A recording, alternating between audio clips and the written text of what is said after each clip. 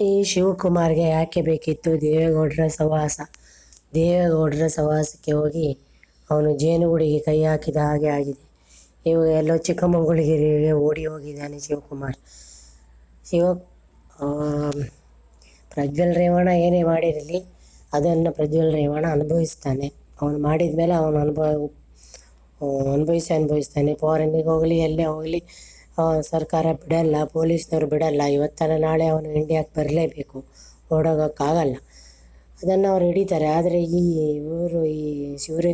ಶಿವಕುಮಾರಿಗೆ ಹಾಕಬೇಕು ಇವೆಲ್ಲ.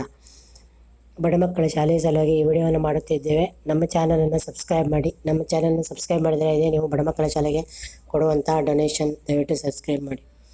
ಈ ಶಿವಕುಮಾರು ತಾನೇ ಎಷ್ಟೋ ಪೆನ್ ಡ್ರೈವ್ ಮಾಡಿ ಹಂಚಿದ್ದಾನೆ. ಅದು ಹುಡುಗಿಯರದು. ಪ್ರಜ್ವಲೇನೋ ಗೊತ್ತಾಗದೆ ಮಾಡಿದ್ನೋ ಏನೋ ಅವನು ಮಾಡಿರ್ತಾನೋ ಮಾಡಿರಲ್ವೋ ಗೊತ್ತಿಲ್ಲ. ಅದು ಇನ್ನೂ ಪ್ರೂವ್ ಆಗಿಲ್ಲ. ಅಥವಾ ಡ್ರೈವರೇ ಮಾಡಿಬಿಟ್ಟು ಸುಮ್ಮನೆ ಪ್ರಜ್ವಲ್ ಮೇಲೆ ಹಾಕಿದ್ನೋ ಏನೋ ಅವೆಲ್ಲ. ಈ ಸಂತ್ರಸ್ತೆಯರು ಒಬ್ಬಳು